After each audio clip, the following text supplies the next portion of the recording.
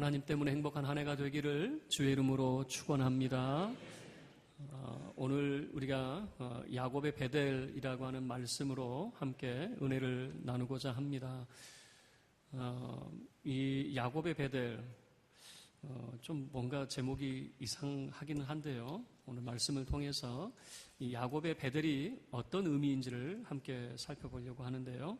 오늘은 9절과 10절 말씀을 중심으로 함께 말씀을 나누도록 하겠습니다. 9절 말씀을 보면 이제 야곱이 베델로 올라왔습니다. 바단 아람에서 그 외삼촌 집에서 20년에서 한 약 25년간의 시간을 보내고 이제 베델로 올라왔습니다. 그런데 9절 말씀을 보시면요, 돌아오매라고 하는 그런 표현이 있습니다.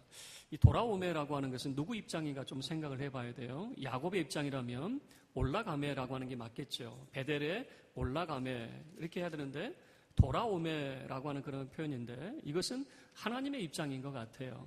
하나님의 입장에서 야곱이 지금 먼 길을 떠났다가 다시 돌아오는 그런 모습으로 이해를 하고 있는 거죠. 자, 야곱이 돌아왔습니다. 돌아온 그 야곱을 하나님이 어떻게 하고 있는가 보시면 다시 그에게 나타나시고 복을 주시고 또 10절 말씀을 보면 이스라엘이라고 하는 새 이름으로 불러주시고 어떻습니까? 돌아온 야곱을 환대하고 있습니까? 아니면 오든가 말든가 무관심하고 있습니까? 어떤 느낌인 것 같아요? 바단 아람에서 돌아온 야곱을 하나님이 무척 환대하고 있는 그런 모습 아니에요? 여러분이 야곱이라고 하는 인물을 하나님은 무척 오래 기다리고 계셨던 것 같아요. 그가 다시 돌아왔을 때 하나님께서는 그에게 참 환대하는 그런 모습을 보여주는데 여러분 야곱이 어떤 사람인지를 좀 살펴볼 수 있어야 됩니다. 야곱은 태어날 때 쌍둥이로 태어났죠. 그런데 자기 형 에서는 참 남자다운 그런 모습이었는데 야곱은 그렇지 않았던 것 같아요. 그래서 어떻습니까? 쌍둥이였지만은 같은 날 태어났지만 장자권이 누구에게 있었어요? 자기 형 에서에게 있었죠. 자, 아버지와의 관계를 생각해 보세요. 아버지는 누구만 편애하셨죠? 그 아버지 이삭은 누구만 좋아하셨어요? 남자다운 장자였던 예서만을 사랑했습니다. 예서가 사냥을 잘해요. 그래서 예서에게 심부름을 시켜도 예서에게만 시킵니다. 야, 내가 별미를 먹고 싶다. 가서 사냥 좀 해오라. 이거 꼭 누구에게만 시켜요?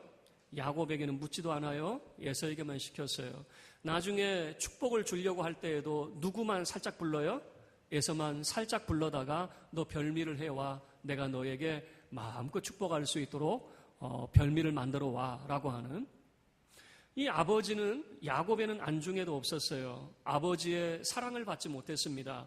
여러분 지금 시대야 남녀 이제 차별이 없죠. 남자나 여자나 귀한 그런 시대를 살고 있지만은 고대 사회에서는 어떻습니까? 제가 어렸을 때만 하더라도 남자가 우대받던 그런 사회였어요. 공부를 시켜도 아들에게 공부를 시키고 딸은 출가 외인이다. 너 결혼하면 너 남이니까 공부를 시키지 않았어요. 아마 이 자리에 계신 우리 어르신들 가운데에도 아마 학교 문턱, 초등학교 문턱 겨우 왔다 갔다 하신 분들이 있을 거예요. 왜냐하면 여자라고 해서 공부를 안 시키는 그 옛날에는 그랬잖아요. 이 아버지의 편애, 자기 형 에서만을 사랑하고 그리고 야곱은 아버지의 안중에도 없었어요. 뿐만 아니죠. 자기 형제 간의 그런 관계를 보세요. 형이 얼마나 미워했는지 몰라요. 왜냐하면 야곱은 그 형에게서 그 붉은 죽 이것을 가지고 음식을 가지고 형에게서 장자의 명분을 사게 되죠. 또 거짓으로 아버지의 축복도 빼앗아가게 되죠. 형이 얼마나 그 동생 야곱을 미워했는지 몰라요. 아버지의 사랑도 받지 못했어요. 그리고 형의 미움을 받게 되었어요. 결국에는 이 형의 미움 때문에 어떻게 됩니까? 그 고향에 머물지 못하고 어머니의 친정집으로 피신을 갈 수밖에 없었어요. 어머니가 이렇게 말합니다. 지금 네 형이 너무 화가 나 있으니까 잠깐만 외갓집에 다녀와. 그리고 네 형이 어느 정도 화가 풀리게 되면 사람을 보내서 너를 데려올 테니까 조금만 가 있어. 그런 말을 듣고 그 어머니의 친정집으로 가게 되었어요. 그 친정집에 가게 되었는데 무려 몇 년간 그곳에 머물게 되냐면 20년 동안 머물게 됩니다. 야곱의 마음속에는 1년이 지나면 불러줄까? 2년이 지나면 불러줄까? 여러분 20년 세월이라고 하면 어떻습니까? 아마 그 어간에 자기 어머니도 돌아가신 것 같은데 아무도 그를 찾는 자가 없었다라고 하는 것을 보여주고 있어요. 야곱이라고 하는 사람에게 자기 가족조차 관심이 있어요, 없어요? 없는 것 같아요. 그 20년 세월 동안 그 누구도 야곱을 데리러 온 사람이 아무도 없었어요. 그리고 그 바단 아람에 있는 자기 어머니의 친정집, 그러니까 외삼촌 집에서 그가 머물면서 그 생활은 어떻습니까? 그곳에 그 외삼촌의 딸 라헬이 있었는데 얼마나 이뻤는지 몰라요. 그래서 정말 사랑하는 마음이 있었어요. 결혼을 하고 싶은데 옛날에는 결혼 지참금이라고 하는 것이 있었어요. 돈이 없으면 장가도 못 가거든요. 그런데 삼촌이 이렇게 이야기합니다. 너 돈이 없지. 너 결혼 지참금 없으니까 7년 동안 일을 해. 7년 동안 일을 해서 일을 하게 되면은 그러면 결혼 지참금 대신으로 내 딸을 너에게 줄게. 이렇게 해서 7년 동안은 노예처럼 살았어요. 그런데 라헬을 사랑하는 마음이 있었기 때문에 그 7년을 수일처럼 여기긴 했지만은 여러분 7년으로 끝난 것이 아니라 20년 동안 노예처럼 그곳에서 살게 되었어요. 자기 삼촌이 20년 동안 이 야곱에게 합당한 그런 사례를 주지 않고 그냥 노예처럼 부려먹었어요. 야곱의 인생을 보세요. 누구에게 축복받는 인생이 아니었어요. 누군가에게 관심받는, 누군가에게 그렇게 호감받는 그런 인생이 아니었어요. 야곱이 고향을 떠날 때가 약 80세의 나이였을 것 같아요. 80세 나이 동안 결혼하지도 못하고 그렇게 삼촌 집에 20년 동안 있었으니까 한 100세 정도 되었겠죠. 100세가 넘는 그런 나이가 되었겠죠. 불현듯 마음속에 좀 억울한 마음이 들었나 봐요. 그 삼촌 그 집에 있으면서 내가 20년 동안 노예처럼 사는데 언제 내가 내 집을 세우는가. 삼촌이 나에게 합당한 대우를 안 해주니까. 나이가 100살이 됐는데 언제 내가 내 집을 세우는가 이런 생각이 들었나 봐요. 이런 억울한 마음이 들었나 봐요. 그런데 하나님의 은혜로 그 재산을 모을 수 있게 되었어요. 많은 재산을 모으게 되었어요. 그런데 삼촌이 이제는 야곱을 바라보는 그런 눈이 이상합니다. 마치 야곱이 삼촌의 그런 재물을 도적질한 것처럼 삼촌이 이러는 거죠. 야곱이 가지고 있는 거 원래 다 내 것이잖아. 얼마나 그 삼촌이 욕심이 많았는지 몰라요. 그래서 야곱이 자기 가족들과 함께 밤에 야반 도주를 합니다. 붙잡히기도 하지만은 하나님의 은혜로 모면을 하게 되었어요. 그 상황이 삼촌 집에 머물 수 없어서 이제 고향으로 향하게 되는 것 아니겠습니까? 그런데 그 고향으로 향하는 길에 또 누가 지키고 있었습니까? 자기 형 에서가 400명의 군사를 이끌고 버티고 있는 겁니다. 야곱이 얼마나 놀랐는지 이제는 산 넘어 산입니다. 내 형의 분노가 아직까지 사라지지 않아서 나를 죽이려고 하는가. 그래서 여러분 잘 아는 대로 야복나루에서 그는 주의 사자와 밤새 씨름을 하게 되는 것 아니겠습니까? 그런데 또 하나님의 은혜로 그 에서와 화해를 하게 되고 요단강을 건너서 고향 땅으로 가게 됩니다. 그런데 이 야곱은 여러분 도라오메라고 하는 그런 표현을 쓰지만은 베델로 올라가지 않아요. 이 베델이라고 하는 것은 어떤 것입니까? 그 옛날 그가 고향을 떠나려고 할 때 그가 밖에서 노숙할 때 꿈을 꿨어요. 그 꿈이 얼마나 놀라운 꿈인지 하늘이 열리더니 주의 사자들이 오르락 내리락 하는 그런 모습을 보게 되었어요. 그래서 야곱이 그곳을 이곳은 하나님의 집이구나 해서 베델이라고 하는 그 이름을 짓게 되는 것이죠. 그리고 하나님께서 그곳에서 야곱에게 약속해 주셨어요. 두 가지를 약속해 주셨는데 첫 번째는 뭐냐면은 너의 후손이 동서남북으로 퍼져나가게 될 거야. 그때만 하더라도 야곱은 결혼도 못한 처지였는데 하나님은 후손에 대한 약속을 해 주셨네요. 두 번째 약속은 뭐냐면 내가 너와 함께 있어서 이곳으로 다시 평안히 오게 될 거야 라고 하는, 이 땅으로 평안히 오게 될 거다라고 하는 그 약속의 말씀을 해 주셨거든요. 그래서 그 약속의 말씀을 붙들고 하나님 정말 내가 평안히 돌아오게 된다면은 하나님이 나의 하나님이 되실 겁니다 라고 하는 그런 약속을 했어요. 그런데 여러분 사람이 살다 보면 어때요? 그 옛날 하나님과의 그런 약속, 하나님께 받았던 그 은혜를 끝까지 기억합니까? 잊어버립니까? 사람이 살다 보면 어떻게 돼요? 잊어버리죠. 야곱도 잊어버렸던 것 같아요. 만약에 야곱이 1년 만에 돌아왔으면 이거 하나님의 은혜구나라고 하는 것을 확실히 알겠는데 1년 지나고 2년 지나고 10년 지나고 20년 지나니까 이거는 하나님이 나를 과연 나와 함께 하시는 건 맞고 하나님이 나를 돌아가게 하시는 거 평안히 고향 땅으로 인도하시는 게 맞을까? 과연 하나님이 살아계시다면 진작 그렇게 해주셨어야지 20년 세월 동안 이게 뭐야? 라고 하는 그런 생각을 했을 것 같아요. 그러니까 다 잊어버렸던 것 같아요. 걸음걸음 하나님께서는 그를 인도하고 계셨지만은 야곱의 입장에서는 다 잊어버렸던 것 같아요. 하나님이 나와 함께 하시고 나를 돌보아 주셨다고 잊어버렸던 것 같아요. 그리고 이 베델로 바로 올라가지 못하고 세겜이라고 하는 곳에 머물게 됩니다. 세겜이라고 하는 곳에 땅을 사서 이제는 거주지를 만들려고 했던 것 같아요. 그런데 웬걸요, 자기 딸 디나가 성추행당하는 사건이 벌어져 버려요. 그래서 화가 난 자기 아들들이 세겜의 모든 남자들 다 칼로 죽여버렸어요. 야곱은 이제는 어찌할 바를 모르는 겁니다. 이 세겜과 관련되어 있는 도시국가들이 많이 있을 것 아닙니까? 그 도시국가에서 그 소식을 알고 화가 나가지고 야곱의 그런 일가족을 몰살시키면 어떻게 됩니까? 두려워 떨게 됩니다. 이제는 어디로 가란 말입니까? 갈 데가 없어요. 오갈 데 없는 그런 신세가 되었을 때 하나님이 다시 야곱을 만나주셔서 너 베델을 잊어버렸지? 베델로 올라가. 하나님께서 베델로 올라가라고 하는 그런 말씀을 하시는 거예요. 그래서 야곱은 온 가족들을 이끌고 베델로 올라갑니다. 그 베델을 다시 기억을 하게 되는 거예요. 야곱이 처음부터 그 베델을 기억했던 것이 아니라 환경이 그를 그렇게 몰아가는 겁니다. 야곱의 그런 환경은 뭐냐면 왜 나는 이렇게 일이 꼬여만 가고 되는 일이 없을까라고 생각할 수 있지만은 그 큰 의미 속에서는 하나님께서는 야곱을 그 걸음걸음 어디로 인도하고 계시냐면 하나님을 만났던 그 자리 베델로 하나님께서 그를 이끌고 계시더라라고 하는 것이죠. 그래서 베델에 올라가면서 야곱이 그 가족들에게 하는 이야기가 있어요. 3절 말씀을 한번 보세요. 3절 말씀입니다. 함께 읽죠. 시작. 우리가 일어나 베델로 올라가자. 내 환난 날에 내게 응답하시며 내가 가는 길에서 나와 함께 하신 하나님께 내가 거기서 제단을 쌓으려 하노라 하매. 이제 이 세겜 사건을 통해서 다시금 기억을 해내는 겁니다. 이 베델의 의미가 무엇이었는지. 야곱이 뭐라고 이야기합니까? 내 환난 날에 내 인생의 가장 초라하고 내 인생의 가장 힘든 날, 나를 만나주셨던 하나님, 그 베델의 하나님을 만나러 올라가야 되겠다라고 하는 것이죠.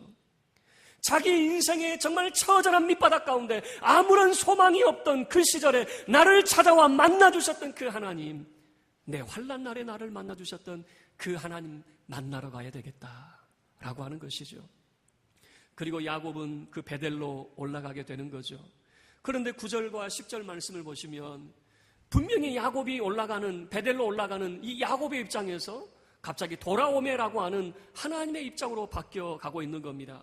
야곱이 베델로 올라오는 그 모습을 하나님이 환대하시고 기다리고 있었다라고 하는 것을 보여주고 있는 대목 아니겠습니까?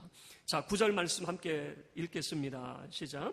야곱이 밧단 아람에서 돌아오매 하나님이 다시 야곱에게 나타나사 그에게 복을 주시고 하나님이 다시 그에게 나타나셨다라고 하는 것입니다. 다시 야곱을 만나주셨다라고 하는 거예요.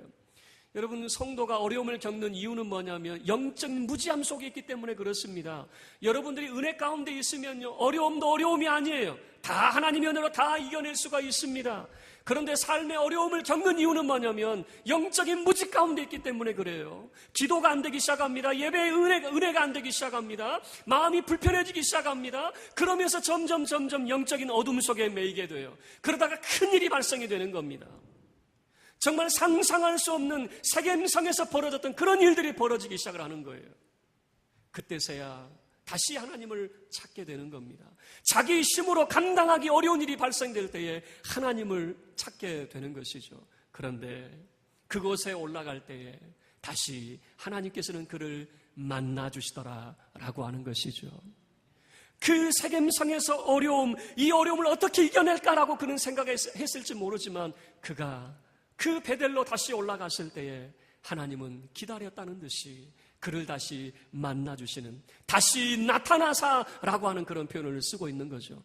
뿐만 아니라 하나님께서는 그에게 무엇을 주셨습니까? 9절 하반절을 보시면 복을 주시고라고 하는 것입니다. 하나님은 야곱에게 복을 주십니다. 하나님은 야곱을 바라보실 때 복 있는 인생이었다라고 하는 것을 보여주고 있는 것 아니겠습니까? 하나님께서는 그 야곱을 바라보실 때에 정말 세상 사람들이 손가락질하는 그런 인생, 어려움을 받는 그런 인생이 아니라 하나님의 눈에는 그 야곱이 복 있는 그런 인생이었어요. 여러분, 저는 저희 아이들을 보면서 하나님의 심정을 조금은 알 것 같아요. 이번에 기말고사가 끝났습니다. 기말고사 끝났는데 시험 성적이 어땠을 것 같아요? 막 자기가 화를 내더라고요. 공부를 열심히 하든가. 공부 열심히 했으면 성적도 잘 나왔겠죠. 성적 잘 안 나왔다고 막 화를 내는 거예요. 근데 제 눈에 보일 때 걔네들은 어떨까요? 공부 못했으니까 너는 내 자식 아니야 그럴까요? 아니면 그 모습도 귀여워 보일까요? 아직은 제게 그래요. 제가 그러면서 제 마음속에 그 공부 좀 못한다고 좀 어때? 괜찮아. 그거 좀 못한다고. 근데 제 눈에 보일 때 걔는 너무너무 예쁜 거예요. 제 눈에만 그런지 모르겠는데 아니에요. 제가 시골에 한번 가니까요. 이런 일이 있었어요. 시골에 한번 우리 애들 데리고 갔더니요. 아니 서울 애들이라 그런가? 얼굴도 조그맣고 호리호리 하더라고. 서울 애들은 달라 그러더라고요. 서울에 사니까 비교가 안 되는 거지. 지방 가니까 비교가 돼요. 제 눈에 볼 때는 너무너무 귀한 거예요. 우리 아이들이 너무너무 귀해요. 공부를 잘하고 못하고가 문제가 아니에요. 실력이 있고 없고가 문제가 아니에요. 제 자식이니까 귀한 거예요. 하나님 눈에 비치는 이 야곱의 모습이 얼마나 복된 자인지 하나님이 그에게 복을 주셔요. 그 복의 내용은 11절 속에 나타나게 되는데요. 전능하신 하나님께서 그에게 약속을 해주시고 무슨 약속을 해주셨냐면 너에게서 왕들이 나타날 거야 라고 하는 이야기 해주세요. 왕들이 나타난대요. 여러분 지금 야곱의 그 걸음걸음은 어떻습니까? 어쩔 수 없어가지고 지금 베델에 올라와 있는 그런 모습 아닙니까? 어쩔 수 없이 환경에 밀려가지고 겨우겨우 이 자리에 와 있는데 하나님은 그 야곱에게 복을 주시며 뭐라고 약속해 주시냐면 왕들이 너희 허리에서 나올 거야 라고 하는 너 그렇게 쪼잔한 인생이 아니야. 너 별 볼 일 없는 인생이 아니야. 너에게서 왕들이 나타나게 되는데 너 얼마나 대단한 사람인 줄 알아? 니만 모르고 있어 라고 하는 그런 말씀 아닙니까? 그리고 여러분 10절 말씀 한번 보세요. 하나님께서 그에게 새 이름으로 불러주시는 대목이 나타납니다. 10절 함께 읽겠습니다. 하나님이 그에게 이르시되 내 이름이 야곱이지만은 내 이름을 다시는 야곱이라 부르지 않겠고 이스라엘이 내 이름이 되리라 하시고 그가 그의 이름을 이스라엘이라 부르시고 하나님께서 야곱이라 부르지 않고 무엇이라 부르신다고요? 이스라엘이라고 하는 새 이름으로 부르시더라라고 하는 겁니다. 야곱이라고 하는 이름 속에 어떤 의미가 담겨져 있습니까? 야곱이라고 하는 그 이름의 뜻. 태어날 때 자기 형 에서의 이 발목을 잡고 나왔잖아요. 그래서 야곱의 뜻은 뭐냐면 발꿈치를 잡았다라고 하는 뜻이에요.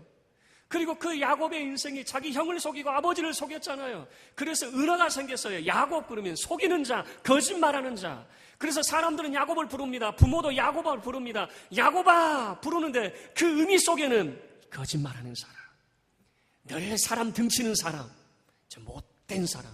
야곱아 이렇게 불러가면서 그 이름 속에 정말 그 이름 속의 의미는 정말 사람들은 비아냥거리고 정말 야곱이라고 하는 그 이름 속에는 정말 낮추는 그런 의미가 담겨져 있었어요.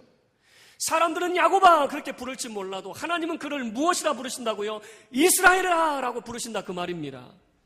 너 그렇게 사람 붙들고 사는 인생 아니야. 이스라엘이라고 하는 그 이름의 뜻이 뭡니까? 하나님과 겨루어 이긴 자라고 하는 이름의 뜻이 아니겠습니까? 네 얼마나 대단한 사람인 줄 알아? 너는 사람 그렇게 속이는 자가 아니라 하나님 붙드는 자고 하나님과 겨루어 이긴 사람이야 라고 하는. 그래서 하나님께서는 야곱을 향해서 이스라엘이라고 하는 하나님과 겨루어 이긴 자라고 하는 새 이름으로 그를 불러주시더라라고 하는 것이에요. 사람들은 그를 향해서 모욕적인 이름을 말합니다. 야곱아 야곱아 그러면서. 그러나 하나님만큼은 그를 그렇게 부르지 않아요. 이스라엘아 이스라엘아 너는 하나님을 붙드는 자이고 하나님을 겨루어 이긴 자이라고 하는. 여러분 세상에서 그런 위대한 이름을 하나님께서 그에게 불러주시더라라고 하는 것이죠. 제가 야곱이라면 조금 더 빨리 베델에 올라갔으면 이렇게 큰 하나님의 환대를 받았을 텐데 라고 하는 생각이 들어요. 말씀을 마칠게요. 여러분, 이 예배당이 여러분에게는 어떤 장소입니까? 야곱의 베델이 되기를 주의 이름으로 축원합니다. 그냥 몸만 나와 있다가 그냥 돌아가는 그런 자리가 아니라 정말 우리의 삶이 야곱처럼 얼마나 비천한 인생입니까? 부모의 사랑도 못 받아요. 형제에게 미움을 받아요. 노예처럼 수많은 세월을 보냈어요. 그리고 이러지도 못하고 저러지도 못하는 세겜의 사건들이 있었어요. 그런 어려움의 삶, 정말 비천한 그런 삶을 살아가는데 그 누구도 인정해주지 않는데 딱 한 분은 그를 인정해주고 있더라라고 하는 거예요. 하나님만큼은 그를 환대해주고 하나님은 그를 기다려주고 있더라라고 하는 것이죠.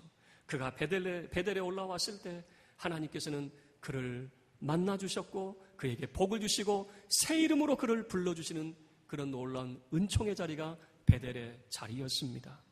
저와 여러분의 참으로 이 강남중앙교회가 이 예배의 자리가 야곱의 베델의 자리가 되어서 하나님께서 우리를 다시 만나주시고 하나님께서 우리에게 복을 주시고 하나님께서 참으로 우리에게 새 이름으로 불러주시는 소망의 자리가 될 수 있기를 주의 이름으로 축원합니다. 우리 모두 자리에서 일어서서 함께 찬양하겠습니다.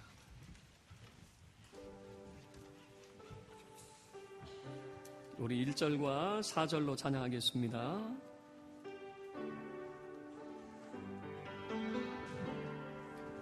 내 주를 가까이 하게 함은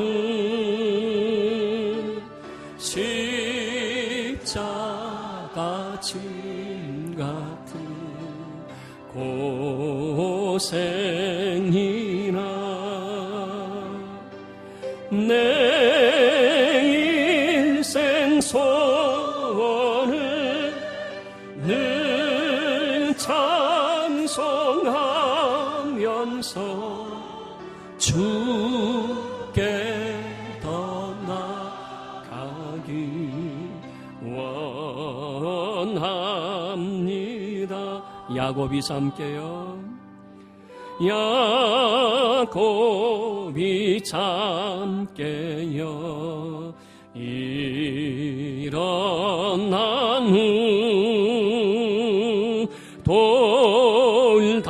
돌단을 쌓은 거 본받아서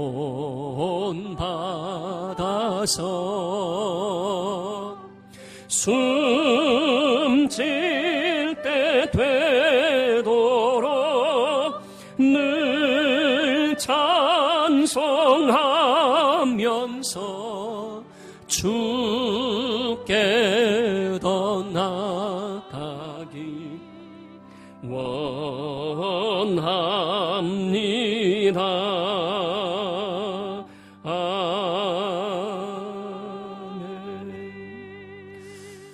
네, 교회 문을 나서기 전에 우리 함께 기도하고 우리 헤어지기를 원합니다. 여러분, 부모의 사랑, 형제간의 미움, 아무도 나를 알아주는 이 없고 정말 노예처럼 살아가는 세월, 여러분 하나님 앞에 나아갈 수 있기를 바랍니다. 하나님은 여러분을 기다리고 계시고 여러분이 돌아오기만 하면 하나님은 여러분을 환대하실 겁니다. 이 자리가, 이 예배의 조서가 야곱의 베델이 되게 하여 주시옵소서. 나의 베델이 되게 하여 주시옵소서. 나를 다시 만나주시고 나에게 복을 주시고 새 이름의 비전을 주시는 자리가 되게 하여 주옵소서. 우리 주여 간절히 한번 외치고 함께 기도하겠습니다. 주여, 거룩하신 하나님,